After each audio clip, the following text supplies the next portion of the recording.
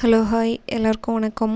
நாம் இன்றைக்கி என்ன பார்க்க போகிறோன்னா கோஆப்ரேட்டிவ் எக்ஸாம், அதாவது வரப்போகிற கோஆப்ரேட்டிவ் எக்ஸாமுக்கு எப்படி படிக்கலாம், எங்கே படிக்கலாம், என்னென்ன படிக்கணும். ஸோ ஜிகேவை பொறுத்த வரைக்கும் டிஎன்பிசிக்கு என்ன படிச்சிருக்கோமோ அதுதான் மேக்ஸிமம் கவர் ஆகிடும். ஸோ கோஆப்ரேட்டிவ் பொறுத்த வரைக்கும் என்னென்ன படிக்கணும், என்னென்ன சப்ஜெக்ட்ஸ் எல்லாம் இருக்குது, எங்கே படிக்கணுன்றதான் பார்க்க போகிறோம். ஸோ அதில் ஃபஸ்ட்டு நம்ம பார்க்க போகிறது சிலபஸில் கூட்டுறவு மேலாண்மை. ஸோ ஃபஸ்ட்டு டாபிக் கூட்டுறவு மேலாண்மை இருக்குது. அப்புறம் கூட்டுறவு கடன் மற்றும் வங்கியியல் இருக்குது, கூட்டுறவு கணக்கியல் இருக்குது, அப்புறம் எம்ஐஎஸ் மற்றும் கணினி பயன்பாடு, கணினி அடிப்படைகள், பொது அறிவு, தமிழ். ஸோ இது எல்லாமே பார்த்துருப்பீங்க. ஸோ ஃபஸ்ட்டு நமக்கு சிலபஸ் என்ன, அதில் என்னென்ன இருக்குது, எது பார்க்கணும் அப்படின்னு தான் நம்ம பார்க்க போகிறோம். ஸோ கூட்டுறவு மேலாண்மை கூட்டுறவின் கருத்தாக்கம்னுடைய கூட்டுறவினுடைய வரையறை, அதாவது அதனுடைய எக்ஸ்ப்ளனேஷன், கான்செப்ட் ஆஃப் கோஆப்ரேஷன், அதுதான் ஃபஸ்ட்டு கேட்டிருக்காங்க.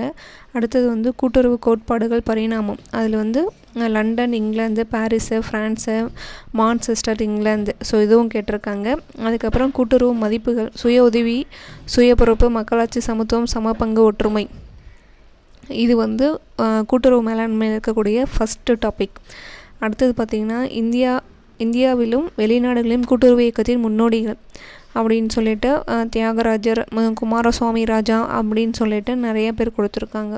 ஸோ இது இந்தியாவிலும் வெளிநாடுகளிலும் கூட்டுறவு இயக்கத்தின் முன்னோடிகள் யார். ஸோ இதெல்லாமே நம்ம அதாவது ரொம்ப பெரிய சிலபஸ் தான் இது.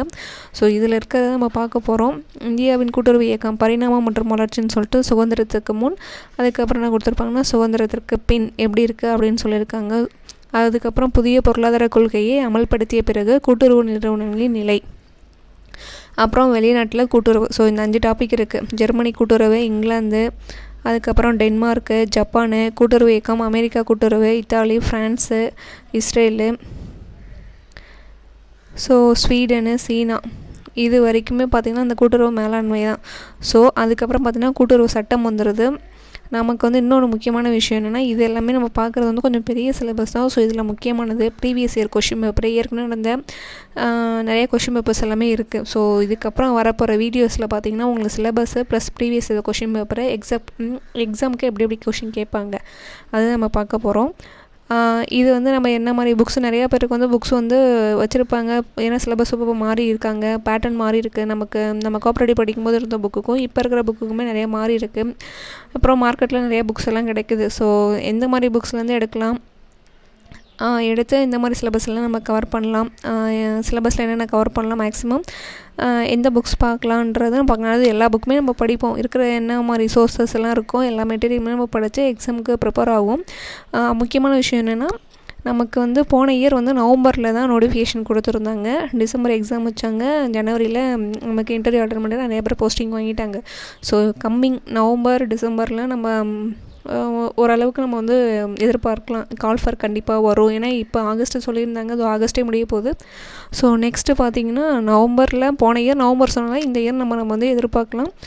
ஸோ அதுக்கான இதுவும் கூட பாருங்கள்.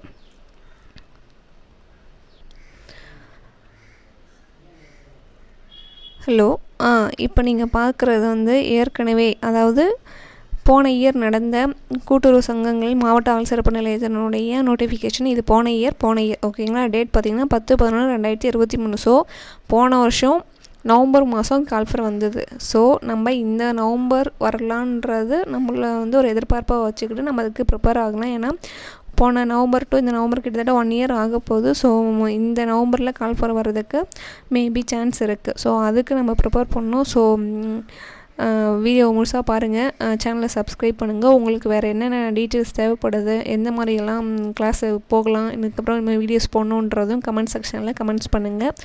தேங்க்யூ.